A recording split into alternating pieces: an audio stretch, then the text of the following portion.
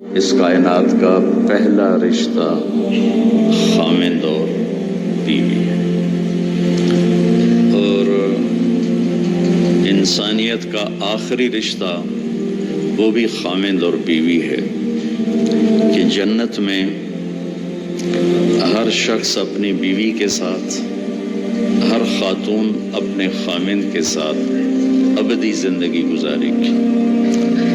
الحقنا بہم ذریتہم، ساتھ ساتھ رہیں گے اولاد رشتہ دار، لیکن ہر جوڑا اپنی جنت میں الگ۔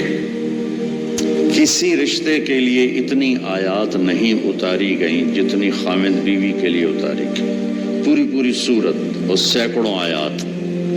ماں باپ کے لیے چند آیات ہیں، اولاد کے لیے چند آیات، رشتہ داروں کے لیے چند آیات، لیکن خامند اور بیوی کے لیے سینکڑوں آیات۔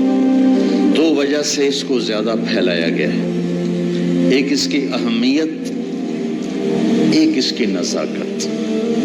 اہمیت یہ ہے کہ یہ بنیاد ہے، یہ اگر ہل گئی تو سارا معاشرہ ہل جائے گا، اور نزاکت اس لیے ہے کہ کوئی رشتہ ٹوٹتا نہیں، ماں بیٹے کا، ماں بیٹی کا، باپ بیٹے کا، بھائی بھائی کا، بہن بھائی کا رشتہ ٹوٹتا نہیں۔ خامند بیوی کا رشتہ ایک بول پہ ٹوٹ جاتا، تو اس لیے اس کو محفوظ رکھنے کے لیے قرآن نے مضامین بیان کیے۔ کسی رشتے کو اللہ نے اپنی نشانی کے طور پہ بیان نہیں کیا۔ قرآن زمین آسمان کو اللہ کہتا میری نشانی ہے، لیکن کسی رشتے کو اللہ نے نہیں کہا کہ میری بہت بڑی نشانی ہے۔ ایک رشتے کو اللہ کہتا ہے کہ یہ بھی میری بہت بڑی نشانی ہے، اور اس کو بڑی نشانیوں میں لے کر آیا۔ میری بہت بڑی نشانی ہے کہ میں نے تمہیں خامد اور بیوی کے رشتے میں جوڑا، اور تین باتیں بتائیں جو کسی رشتے میں نہیں بتائیں۔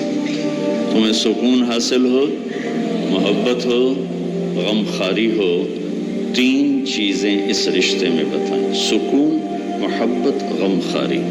تو بھائیو میرے عزیزو، ایک تو میں یہ آپ کے سامنے لانے کی کوشش کی کہ یہ رشتہ بہت اہم ہے، سب سے بڑا رشتہ، سب سے بڑا رشتہ۔ زندگی کیسے گزارنی ہے؟ لفظ نکاح میں پیغام موجود ہے۔ لفظ نکاح عربی ایسی زبان ہے جہاں ہر لفظ جہاں لگایا گیا ہے وہاں پورا پیغام لے کر آتا ہے، پورا پیغام۔ تو میں سوچتا تھا کہ اس رشتے کے لیے لفظ نکاح کیوں ہے، تو مجھے اتنی خوبصورت مناسبت ملی۔ نکاح کا مطلب ہے دو چیزوں کا یکجان ہو جانا، دو چیزوں کا یکجان ہو جانا، اور بارش کے پانی کا زمین میں جذب ہو کر یکجان ہو جانا، نیند کا آنکھوں میں اتر کر سلا کے یکجان ہو جانا، مرد کا عورت پہ اعتماد کر کے ایک جان ہو جانا، درخت کی شاخوں کا ایسے آپس میں مل جل کر یکجان ہو کر چھاؤں بنا دینا، یہ ہے لفظ نکاح۔ مرد کے خوبصورت اخلاق جو دھیمی بارش کی طرح عورت کے دل پہ اترتے ہیں، جو زمین ہے اور وہ ایک سرسبز کھیتی بن جاتی ہے، دھیمی بارش والے اخلاق اپناؤ، تمہارا گھر آباد ہوگا۔